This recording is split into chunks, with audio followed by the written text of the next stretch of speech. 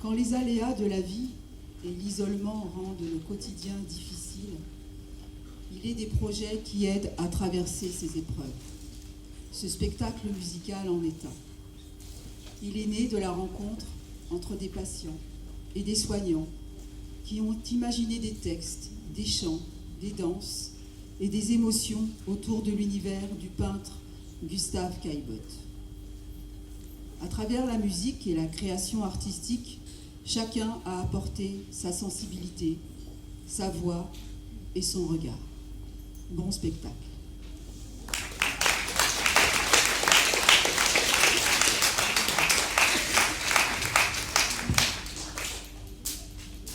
Gentes et belles dames, élégants et fiers messieurs, soyez accueillis ici même en ce lieu, tout juste apprêté pour évoquer devant vous la famille Caillebotte, si respectable en bien des points, à découvrir et à admirer.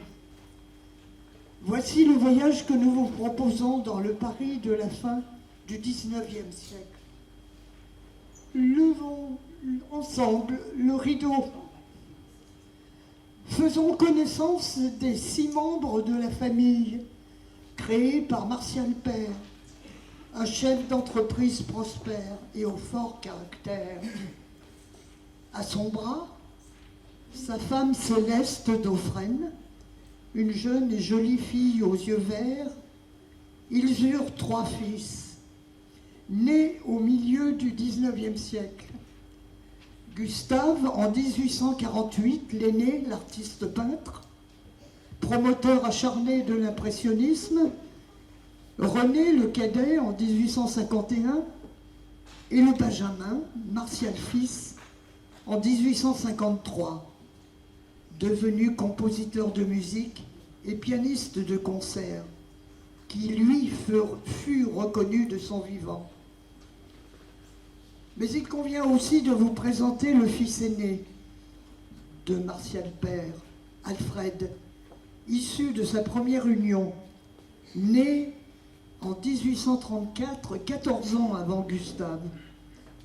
Il fut prêtre, dévoué à sa famille, tout comme chacun des 5 autres membres, si délicieusement unis par le bonheur de soi et de l'autre.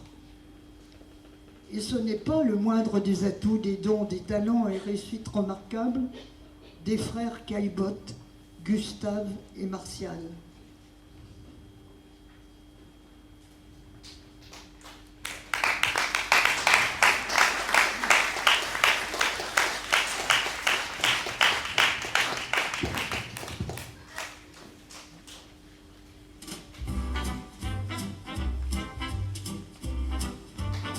Mon nom est Martial Caillebotte, homme moderne. Je suis très fier de mes 4 fils, je les aime. La vie m'a éprouvé, pour eux j'ai tout donné.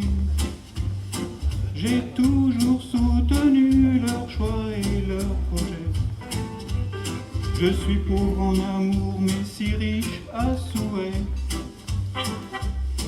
L'argent n'achète pas la vie de mes enfants.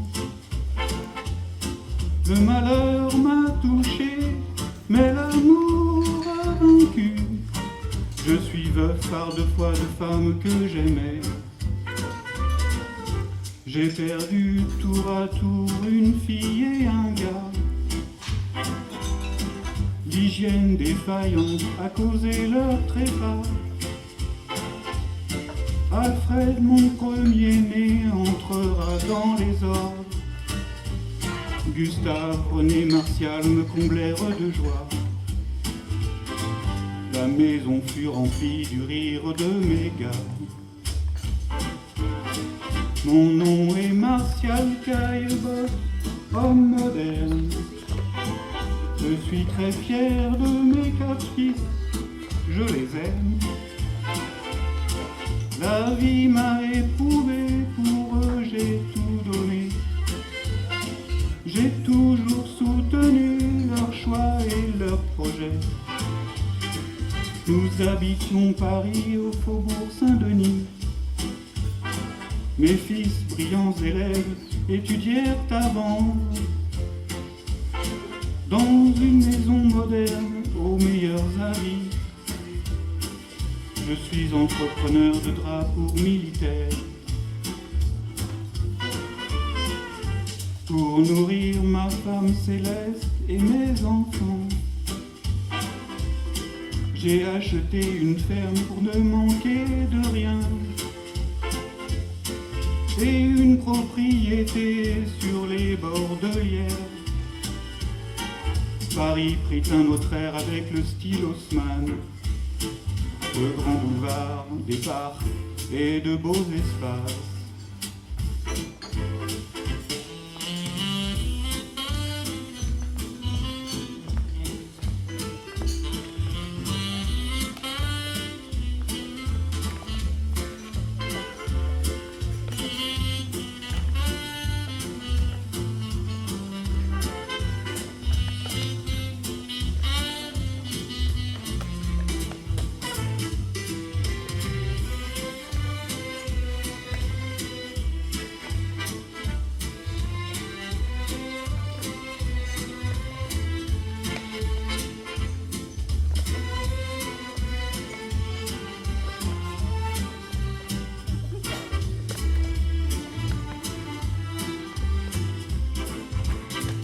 Mon nom est Martial Caillebotte, homme moderne. Je suis très fier de mes 4 fils, je les aime.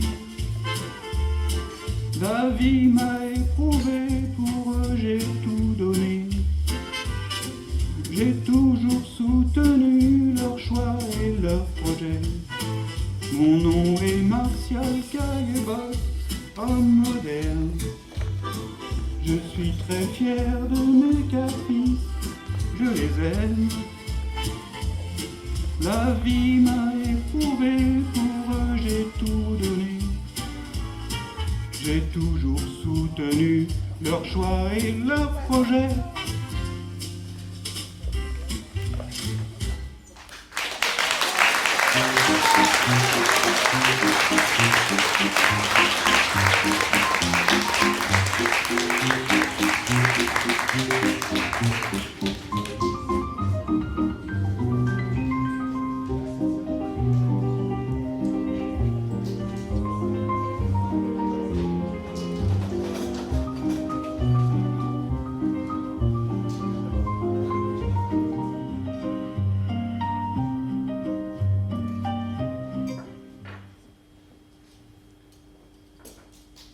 Veuillez entrer, heureux invités.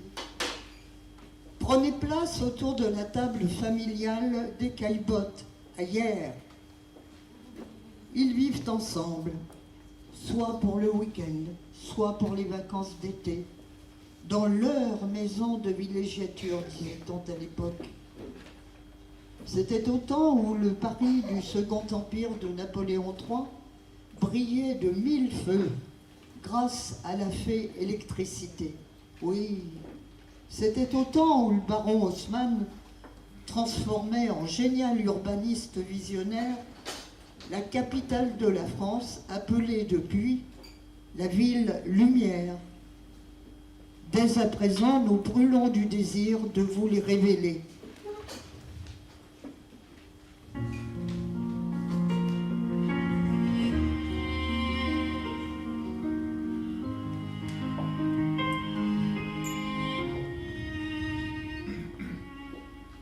Une maison blanche à colonnes posée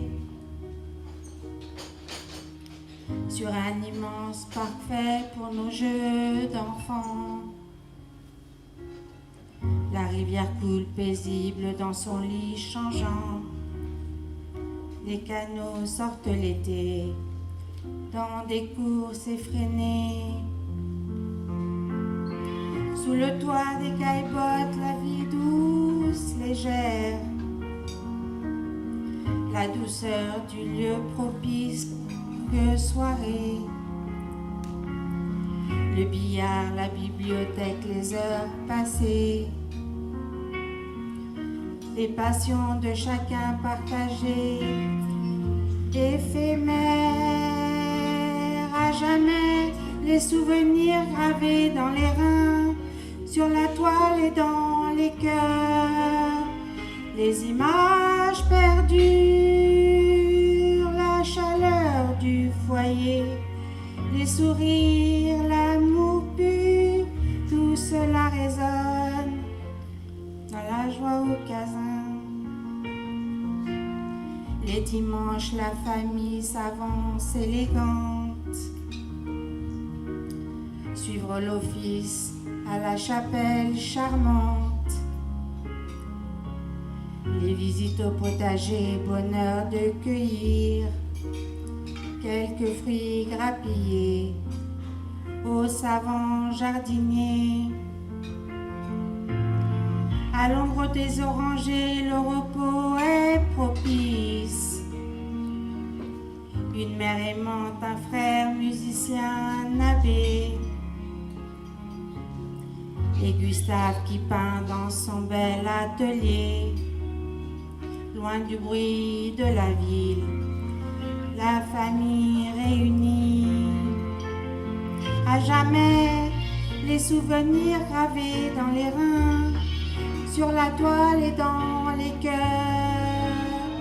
les images perdures, la chaleur du foyer, les sourires, l'amour pur, tout cela résonne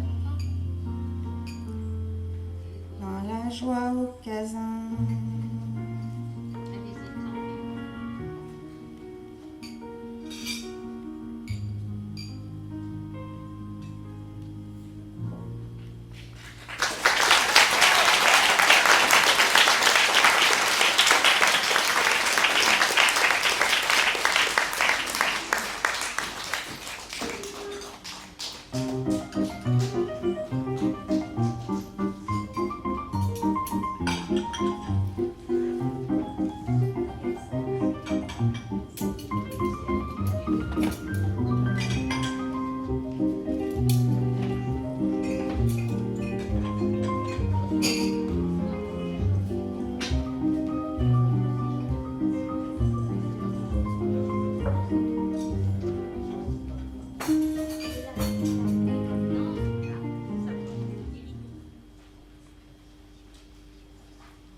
Quittons hier et les parties de billard, les promenades dans le parc peuplé d'arbres remarquables, les courses en périssoir sur les rives de l'Yerre. Et rentrons à Paris par le train. Modernité exige. Capitale où se joue notamment une guerre assourdissante et bruyante, radicale, excessive, dans la très prospère et puissante presse parisienne en particulier. Qu'est-ce donc à dire? Le clash est violent. Une tempête magistrale vrombrissante secoue le monde des artistes peintres. En effet, un groupe de peintres depuis les années 1860 sont entrés en dissidence contre les peintres académiques. Ils décident d'exposer leurs œuvres en dehors des circuits officiels. On les nomme, ou ils se nomment eux-mêmes, les intransigeants, les indépendants ou impressionnistes. Ce sont les modernes de ce temps d'histoire. Il ne faudra pas moins de 8 expositions entre 1874 et 86 pour que Gustave Caillebotte fasse alliance et fédère le groupe des impressionnistes. Il se révèle apte à créer, agencer, organiser, financer et à remplir le rôle d'impresario et de mécène. Ce en quoi Caillebotte a réussi le prodige de relever le défi de hisser le mouvement de l'impressionnisme au rang de la haute et grande peinture.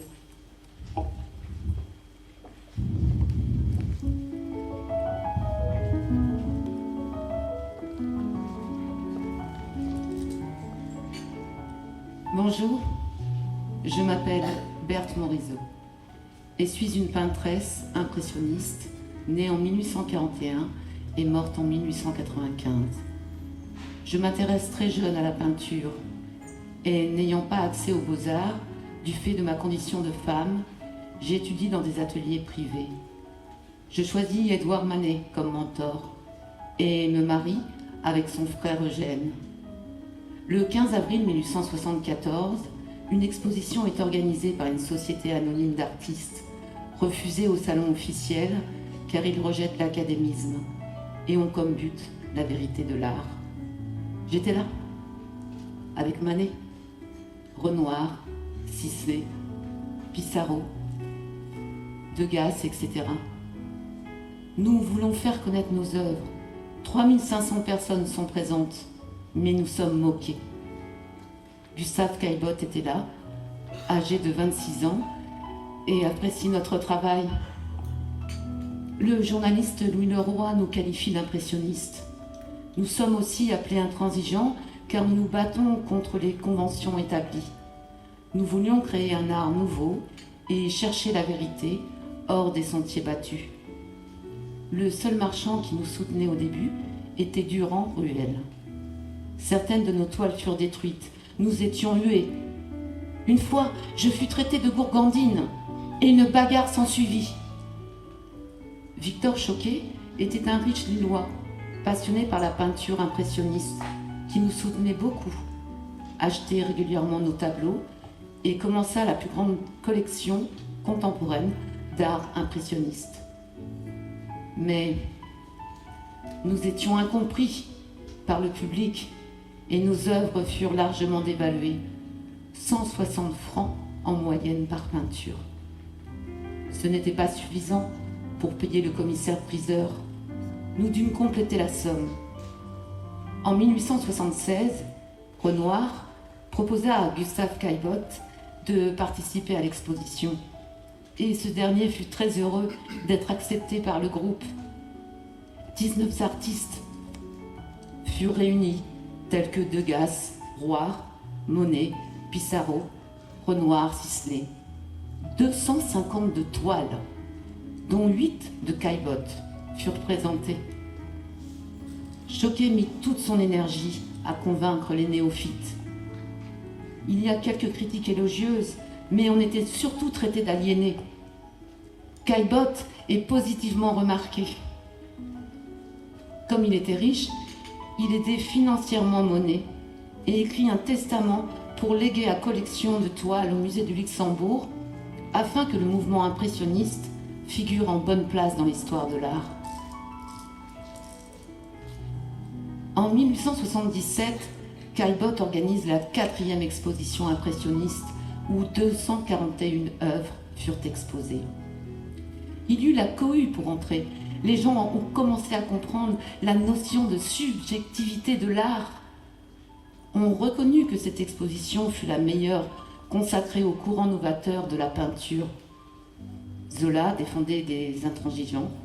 Il était d'ailleurs un ami d'enfance de Cézanne. Cette année a également lieu le premier dîner impressionniste au Café Riche. On se demande si l'on doit participer à l'exposition officielle et si cela fait toujours de nous des intransigeants. Ce questionnement amène des tensions. Ayant du mal à vendre nos peintures, nous ne pouvons en vivre. On les vend aux enchères où nous sommes hués. Caillebotte achète nos œuvres pour renflouer les caisses. Le monde de l'art voulait nous exterminer. Lors d'un dîner entre impressionnistes, Gustave eut la connaissance de Paul Gauguin, un agent de change qui s'ennuyait dans sa banque et rêvait d'être un artiste. Pour aider les peintres impressionnistes, l'écrivain et critique d'art Théodore Duret écrivit en 1878 un livre expliquant l'histoire du mouvement. Il avait fondé avec Zola le journal La Tribune française. Ce fidèle ami de Manet collectionnait ses toiles et celles de ses pairs. Par cet écrit, il voulait convaincre le public du génie impressionniste et donner confiance aux artistes. Bientôt, leur art serait universellement accepté. En 1881 est créée une société appelée les artistes indépendants. Les peintres ont du mal à se mettre d'accord sur qui a la légitimité pour y entrer. En 1884 est organisée une large exposition posthume pour Manet. Les œuvres jadis critiquées commençaient à être appréciées. Le monde ambiant s'était modifié. Manet fut considéré comme un peintre novateur et ses œuvres furent vendues aux enchères à des prix inespérés. En 1886, Paul Durand-Ruel organisa une exposition à l'American Art Gallery à Manhattan. Les Américains accueillirent l'art impressionniste plus favorablement que les Français. Le succès fut tel que l'exposition fut prolongée d'1 mois. Le 15 mai eut lieu la dernière exposition des intransigeants. En raison de la présence des néo-impressionnistes, Monet, Caillebotte, Renoir et Sisley n'y participèrent pas. En raison de leur absence, la critique fut mauvaise. Une grande place fut accordée au pointillisme. Les artistes ayant appartenu au mouvement impressionniste suivirent ensuite chacun leur propre chemin.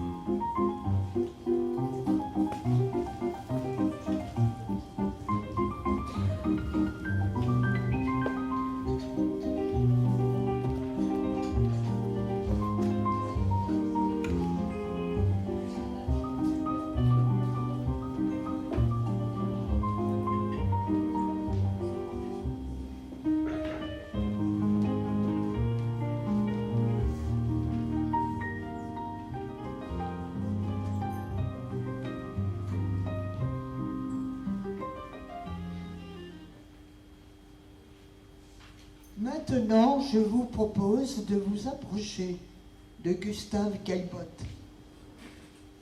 Il se dirige vers son atelier d'artiste peintre.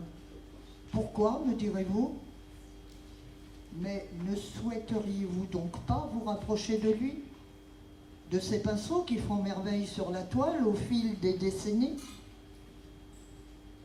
Car Gustave a son regard qui va ajouter, renouveler l'histoire de la peinture à la fin du XIXe siècle, se faisant le fédérateur de ses amis impressionnistes, grâce à ses dons naturels et ses capacités personnelles.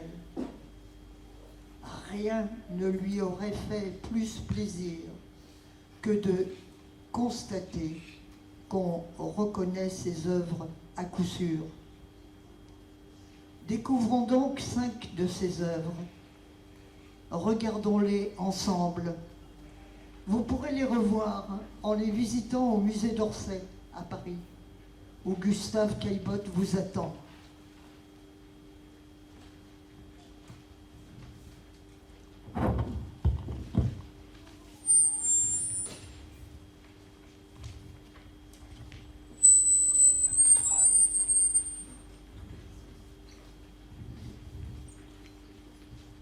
Alors Gustave, nous voilà de retour à Paris après ce voyage en Italie. Tu as 23 ans. Est-ce que ce voyage t'a conforté dans l'idée de devenir peintre? Oui, tout à fait. Je ne me sens plus du tout attiré par les études de droit que j'avais commencées. Seul compte pour moi la peinture désormais. Il va falloir prendre des cours. C'est vrai que tu as un talent de dessinateur depuis le plus jeune âge, mais tu n'as pas encore l'expérience de peindre. Oui, tout à fait. Non, pardon. J'en suis conscient, père. Et j'ai pensé faire mes armes à l'atelier de Léon Bonnat. C'est un peintre académique réputé, mais qui laisse cependant une certaine liberté à ses élèves. Oui, j'ai entendu parler de lui, c'est une bonne école. Et tu dois absolument présenter le concours des Beaux-Arts. Bonnat t'aidera à t'y préparer. Aux Beaux-Arts, tu rencontreras d'autres professeurs encore plus prestigieux.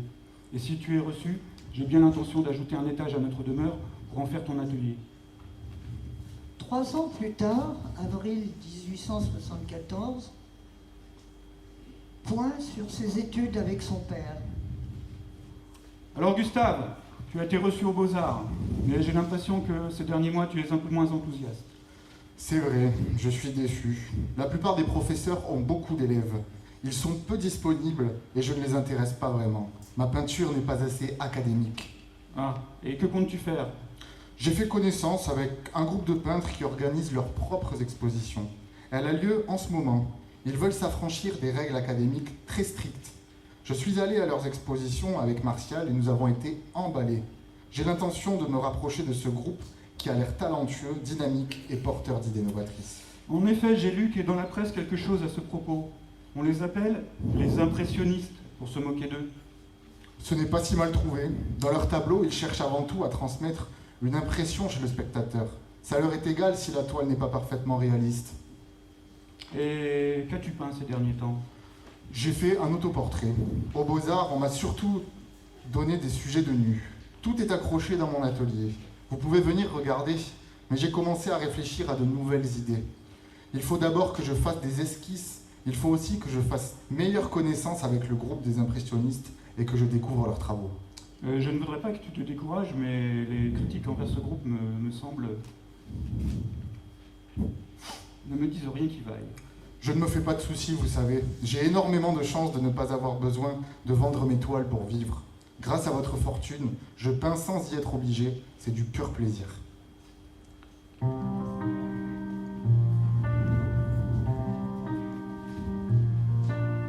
J'ai la chance de peindre pour le plaisir. Tu des pinceaux prêts toujours à saisir. Je veux être peintre de la vie quotidienne, peindre avant tout les personnes que j'aime. Rentrer là, visage qui me touche, inventer les lumières par petites touches. Essayez tout ce qui semble innovant, plus insolite que nul n'a peint avant.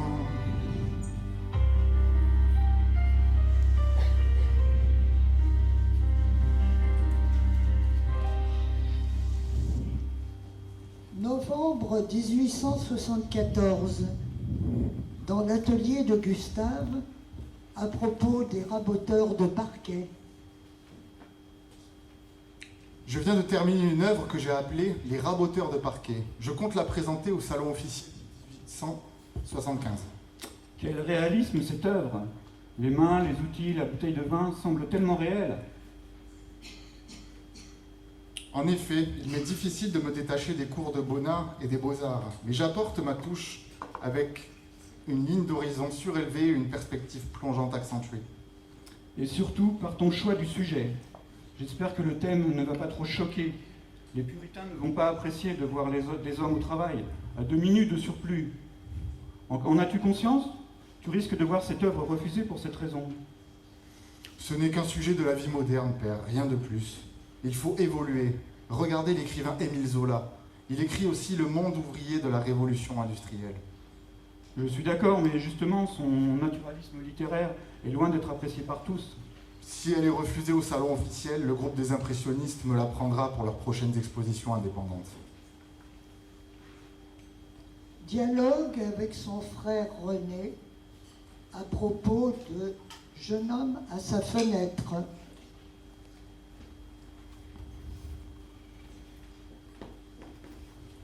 Bonjour Gustave. Ah, René, mon frère, viens voir le résultat de la toile pour lequel je t'ai demandé de poser il y a quelques jours. Je l'ai intitulé « Jeune homme à sa fenêtre ». C'est t'en fait cadeau, si elle t'en plaît. Qu'en penses-tu? Ah, pour moi, ce fut une expérience extraordinaire de voir, de poser ainsi.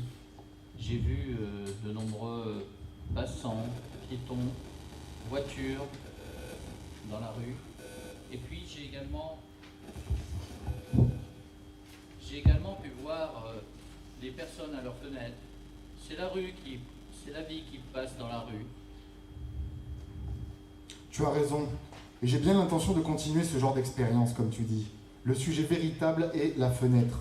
À quoi sert-elle? Pour l'intérieur, elle nous éclaire, nous apporte de la fraîcheur, et elle nous protège si l'on ferme les rideaux. Mais si tu regardes à travers elle, vers l'extérieur, c'est toute la vie parisienne que tu as à tes pieds. C'est vrai. Et ce contraste intérieur-extérieur est intéressant. Merci pour ce tableau. Je vais l'accrocher dans ma chambre.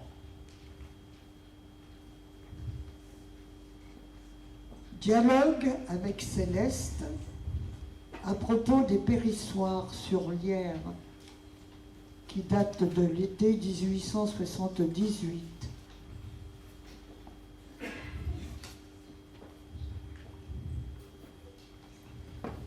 Comment vous sentez-vous aujourd'hui, mère? Oh, je suis fatiguée, tu sais bien. Mais nous avons de la chance, avec le beau temps, de pouvoir profiter au mieux de l'air pur de la campagne de Lierre. Et toi, que fais-tu de tes journées? Tu peins toujours? Je n'arrête pas. J'ai réalisé que ce domaine, vous l'aviez acheté il y a 18 ans. C'est seulement depuis 2 ou 3 ans que je juge mon art suffisamment abouti pour peindre tous ces lieux familiers porteurs de nos souvenirs de vacances. Le parc, le potager, la maison et surtout la rivière. Je tiens beaucoup à immortaliser tous les bons souvenirs que nous avons dans cette maison. Tiens, je vais te montrer une toile que je viens de terminer. Ce sont des périssoirs sur Lierre. Oh, ça me plaît beaucoup. La manière dont tu joues avec la lumière pour représenter les remous sur l'eau. Et aussi les 2 bateaux qui dirigent notre œil vers une zone plus lumineuse en avant, sans doute une trouée dans la verdure. Pour peindre la verdure ici, je me suis beaucoup impressionné, beaucoup inspiré de mes amis impressionnistes, en utilisant des petites touches de pinceau successives.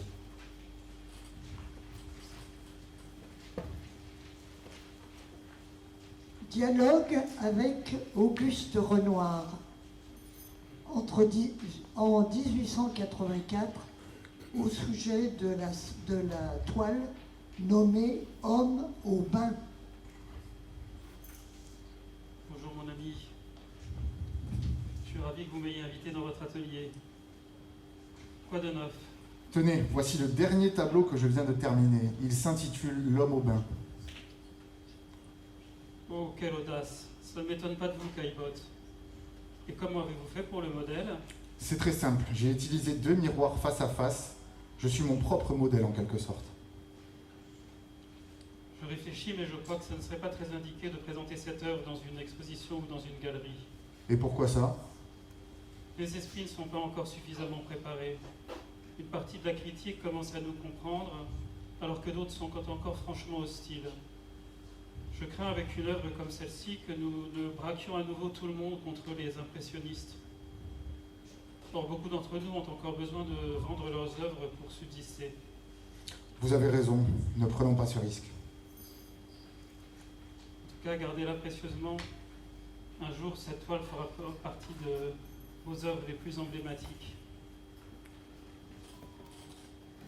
Dialogue avec son frère Martial à propos des voiliers à Argenteuil, le 21 février 1886.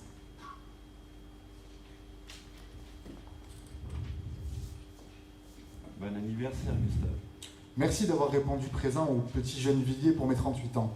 Après le déjeuner, je voudrais qu'on puisse en profiter pour parler de nos prochaines régates. Tu es toujours aussi motivé? Oui, j'ai eu de nouvelles idées et un nouveau bateau est en chantier. Dis-moi, cela fait environ 10 ans que nous avons commencé à faire des régates et tu trouves encore du temps pour peindre? Moins qu'avant, c'est vrai. Je fais encore des portraits à la demande de mes amis et je peins parfois les fleurs de mon jardin. Et puis tiens, regarde cette toile que j'ai faite l'autre jour à Argenteuil.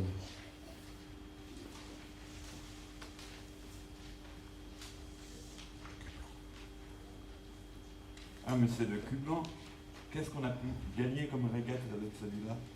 Il est complètement dépassé maintenant, mais il navigue toujours. Oui, je l'ai revendu. Tu sais, c'est vraiment important pour moi de capturer ainsi des souvenirs des moments forts de notre vie.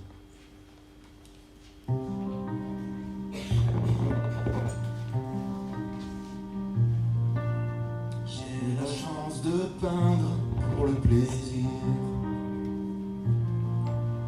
Tu es pinceau toujours prêt à saisir. Je veux être peintre de la vie quotidienne, peindre avant tout les personnes que j'aime, peindre les paysages qui me touchent, faire entrer la lumière par petites touches, essayer tout ce qui semble innovant, vu insolite que nul n'a peint avant.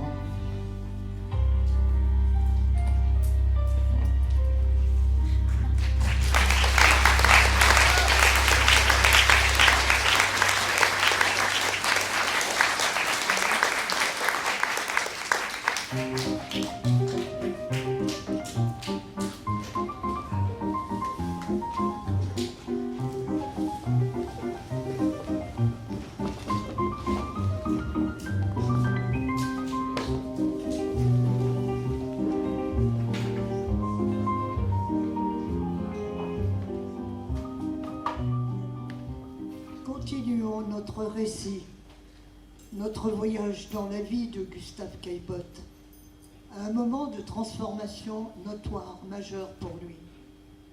À partir de 1880, il a 32 ans.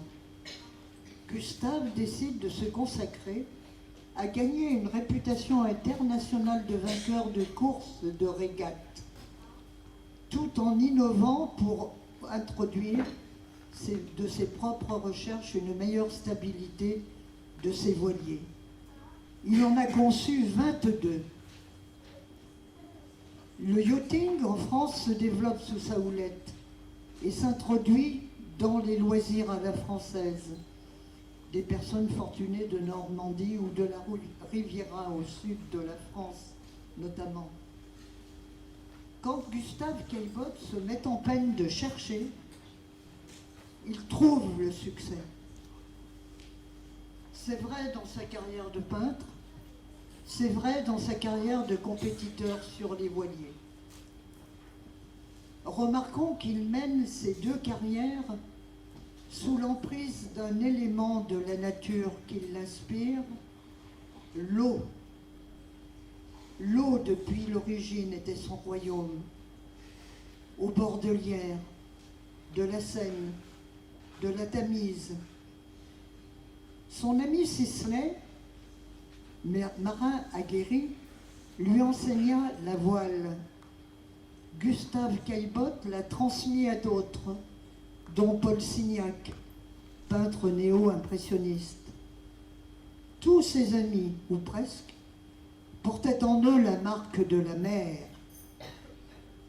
Ne savons-nous pas que l'impressionnisme est le mot retenu et caractérisé par la toile de Claude Monet intitulée « Impression au soleil levant » qu'il a peint au Havre, dans le port du Havre, en 1872, au début de l'histoire de l'impressionnisme.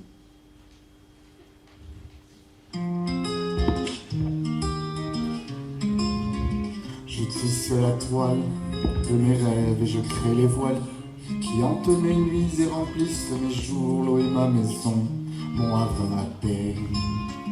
J'aime la silhouette fine de mes bateaux, caresser le bois, choisir les matériaux. Les régates sont mes jeux d'enfants et je n'ai de cesse de répéter à l'infini la joie de créer le monde que j'aime. Au gré de l'eau, j'avance et je vole. Au gré du vent, je vis et je ris. Sur la surface azurée, rien ne résiste. Le cœur léger, je glisse pour toujours entouré de l'eau, du vent, de la terre et du ciel. Allez, vogue, vogue, vogue, et reviens au pays du bonheur. Rame et rame encore, jusqu'à n'avoir plus jamais peur. Hisse les voiles, fais gonfler la toile. Crie au vent de t'amener au loin, si loin qu'avec lui tu ne feras plus qu'un. sous le ciel bas de l'hiver, lorsque le froid pénètre nos cœurs. Regarde haut dans le ciel sans la chaleur, vision bleue de l'eau d'hier. Vois le parc enchanté de notre maison blanche, à l'ombre des arbres aux longues branches, la rivière au loin qui glisse paisible, lentement comme autant de délices. Sous mes paupières défilent à l'infini des souvenirs heureux, les couleurs de l'enfance. La peinture se mélange, le vert, le bleu et le rouge garance. Allez, vogue, vogue, vogue et reviens au pays du bonheur. Rame et rame encore jusqu'à n'avoir plus jamais peur. Hisse les voiles, fais gonfler la toile et crie au vent de t'amener au loin, si loin qu'avec lui tu ne feras plus qu'un.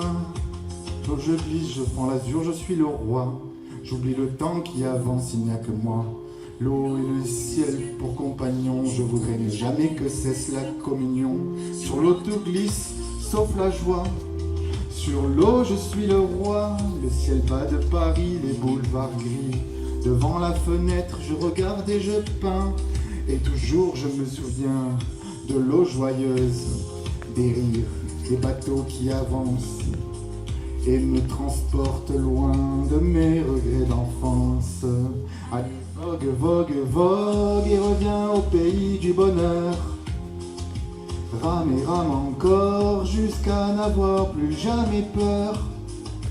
Hisse les voiles, fais gonfler la toile et crie au vent de t'amener au loin, si loin qu'avec lui tu ne feras plus qu'un. Devant la fenêtre les nuages sombres, sur les boulevards il n'y a que des ombres, mais dans mon cœur je vois encore des milliers de bateaux aux voiles blanches qui voguent et glissent sur l'eau vive, selon que la beauté du ciel et de l'air qui m'aspire, le bois ciré et les mâts érigés. Sur l'eau plus rien n'est triste, seule la joie existe. Toujours plus vite, toujours plus haut, mes rêves m'emportent au gré de l'eau.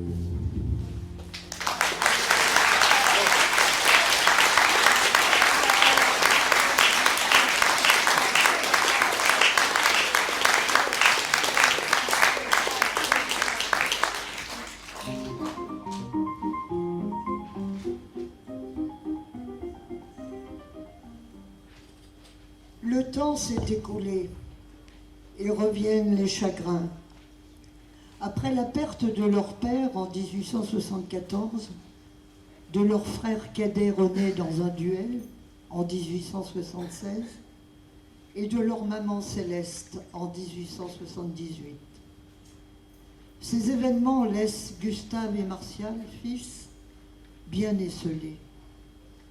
Après tant d'années vécues au chaud, le soleil de l'affection familiale, comme si cette affection familiale avait été comme brevetée d'un sceau éternel et indéfectible. Les deux frères alors font le choix d'habiter ensemble un appartement sur le boulevard Haussmann à Paris. Ce duo d'artistes reste uni tout au long de leur vie, pour dérouler chacun leur art majeur respectif, la peinture et la musique, la toile et le piano, l'œil de Gustave et l'oreille de Martial fils. Le mariage de Martial, l'arrivée de Gustave et de Charlotte au Petit Gennevilliers, en bord de Seine, n'empêcheront pas la vie de famille développée par Martial, les rencontres avec leurs amis fidèles aux rendez-vous multiples, leurs amis qu'ils ont évidemment en commun l'un et l'autre, jusqu'à vivre l'amitié, la solidarité, l'intimité, la bienséance, le partage, avec les familles de leur propre personnel domestique, devenus des proches et appréciés des deux frères.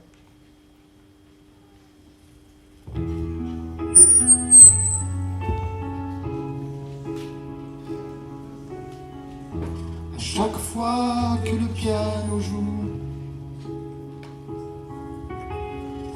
quand le pinceau rejoint les accords, c'est la lumière qui chante encore, de frères liés par la musique et les couleurs.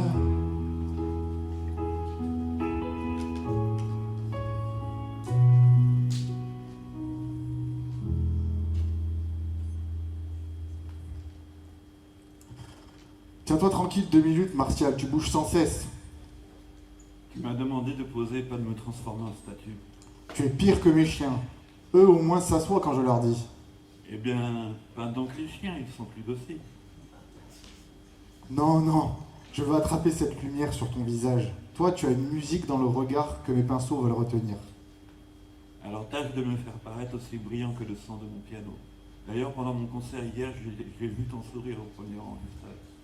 Si tout le reste de la salle s'était endormi, ton sourire m'aurait suffi. Allons, tu sais bien, tu avais le public dans la poche. Tu fais chanter ton piano comme je voudrais faire chanter mes couleurs.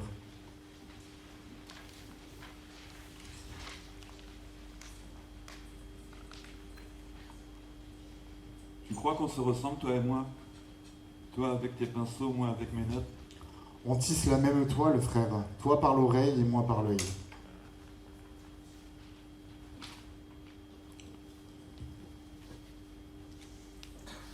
Tu vois ces gouttes de pluie sur les feuilles? C'est presque une partition. Et moi j'entends déjà le prélude qui irait dessus. Chaque goutte une note, chaque rafale un accord. Si seulement je pouvais accrocher ta musique au mur à côté de mes toiles. Peut-être qu'un jour quelqu'un inventera un tableau qui chante. Alors ce tableau, ce sera nous.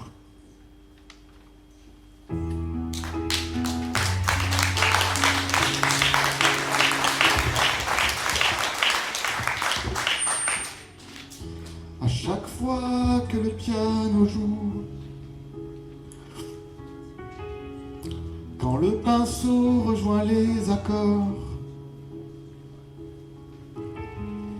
c'est la lumière qui chante encore, de frères liés par la musique et les couleurs.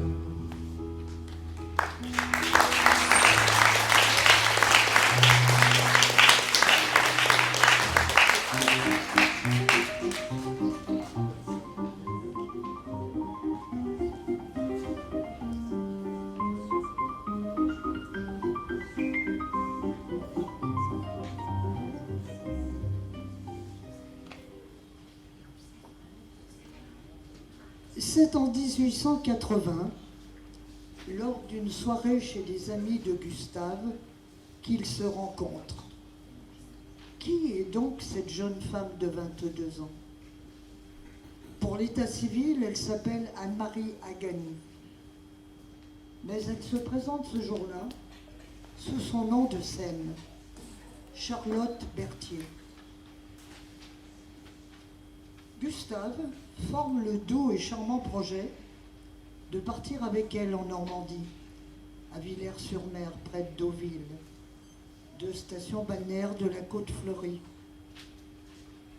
Les convenances strictes de l'époque exigeaient que Gustave reçût l'assentiment de la mère de Charlotte pour voyager avec elle. Il obtint satisfaction. Les vacances eurent lieu et au bout du voyage, il revint à Paris. Charlotte acceptait d'être son modèle. Mais ouais. Ce ne fut certainement pas aisé pour la jeune femme de ne pas être reçue ni perçue comme la femme légitime de Gustave, y compris et surtout dans sa belle famille, qui la considérait ni plus ni moins comme une vulgaire concubine. Pour l'heure, revenons à Villers et laissons les 2 amoureux échanger de tendres mots d'amour et construire leur havre de paix à l'abri de tous les regards.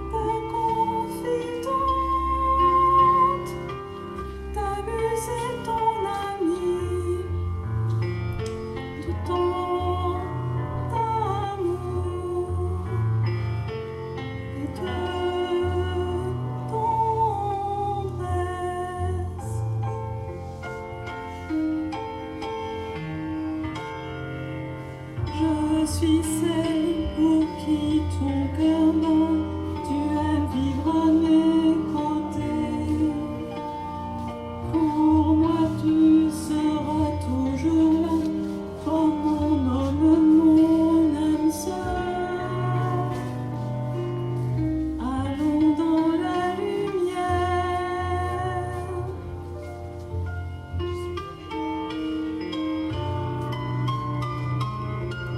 Pour une vie entière.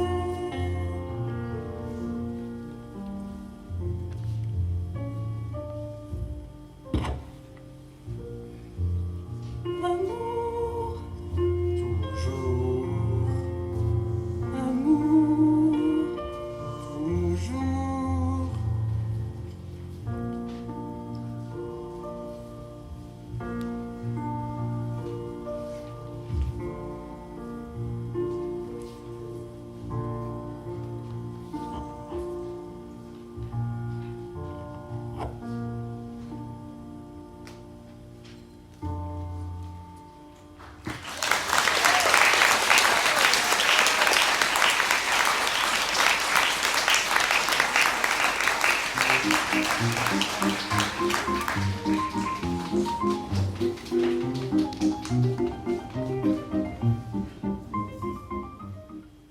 Brûlant d'amour pour les jardins, ce fut pour Gustave affaire de passion dès son enfance au Casin de Hyères.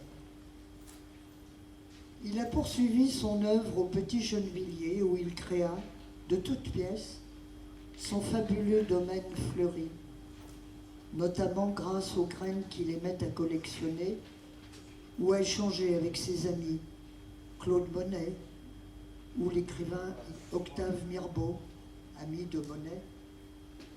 Un jour, un échange d'idées, une conversation entre Charlotte et Gustave se révéla être une innovation que développa Gustave avec grand goût et frénésie. En effet, la jeune femme lui suggéra, faute de place pour peindre sur les murs, de peindre sur les portes. L'idée lui sembla ingénieuse, excellente. Notre valeureuse artiste consacra les dernières années de sa courte vie de 45 ans pour réaliser des somptueux panneaux fleuris, beauté pérenne, défiant ainsi toutes les saisons.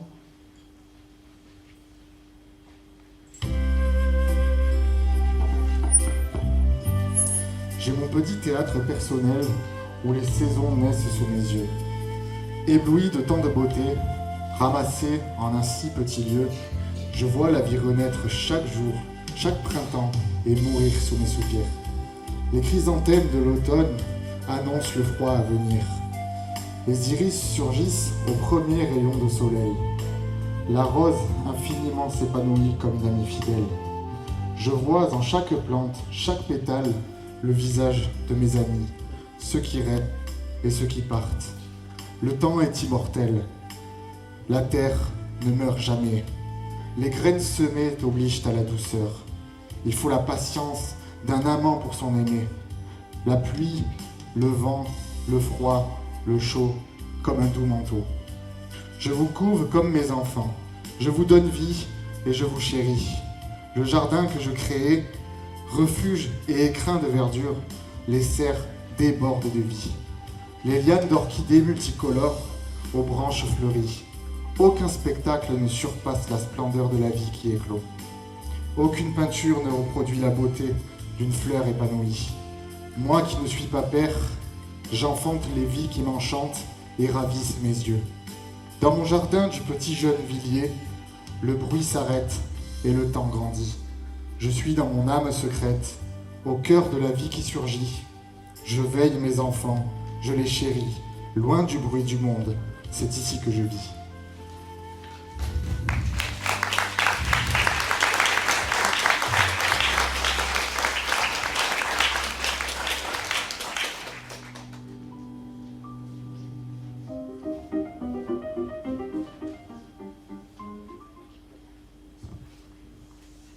Le 1er novembre 1876, Le décès prématuré de René, le frère cadet, a profondément marqué Gustave, au point d'envisager l'imminence de sa propre mort.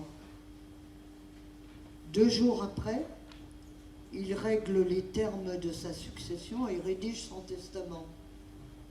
Il prévoit, entre autres, la protection de Charlotte, bien sûr, mais aussi un legs d'État de tous les chefs-d'œuvre de sa collection personnelle, peints par ses amis impressionnistes. Mais il y pose la condition expresse que toutes les toiles soient exposées au musée du Louvre ou celui du Luxembourg à Paris, le centre de son monde, ainsi qu'il l'avait prévu.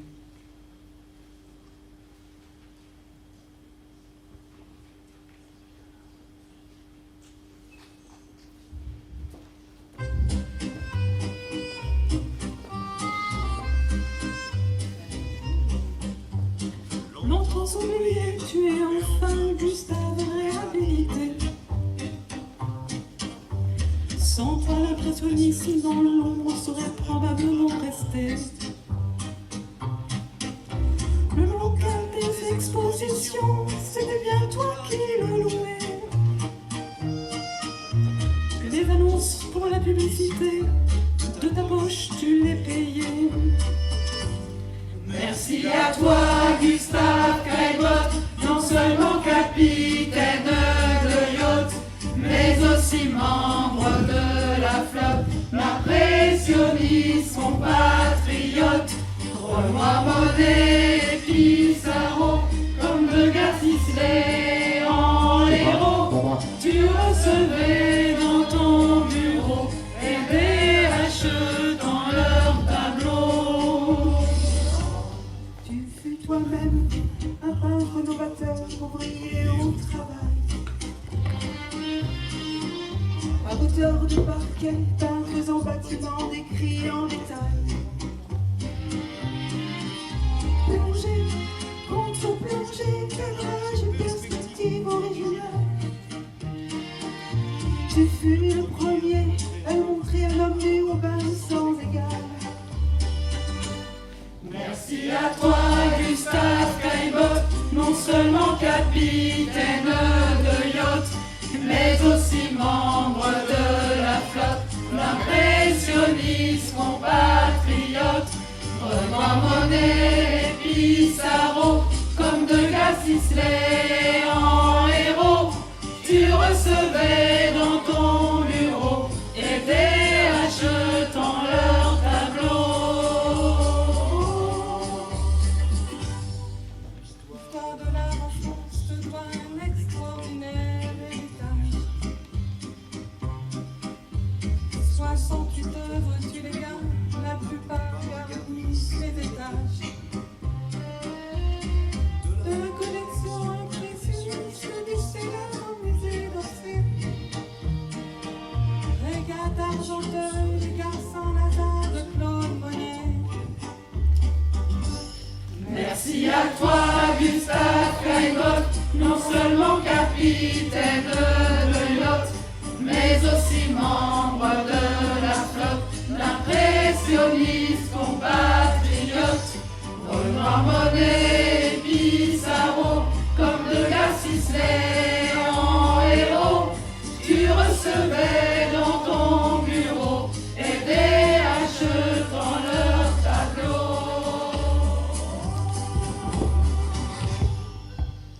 Au bal du moulin, de la galette peint par Auguste Renoir. C'est bien grâce à toi que des millions d'amateurs d'art peuvent le voir. Mais tout ça n'était pas gagné, l'étoile l'État a refusé. C'est Martial qui a bataillé pour qu'un jour elle soit exposée. Merci à toi, Gustave Caillebotte, non seulement capitaine de yacht, mais aussi membre de la flotte, impressionniste compatriote. Renoir, Monet et Pissarro, comme de Sisley en héros, tu recevais dans ton bureau et les haches dans leur tableau.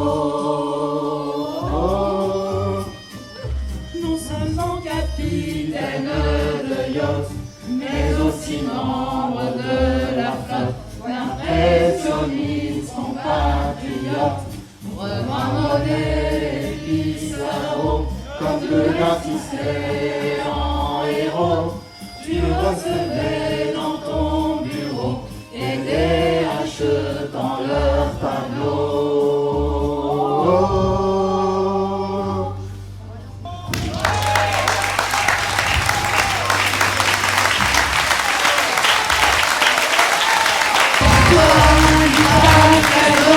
Non seulement capitaine de yacht, mais aussi membre de la flotte, impressionniste, compatriote, remandé Pissarro, comme le Sisley en héros, tu recevais dans ton bureau et les haches dans leur tableau.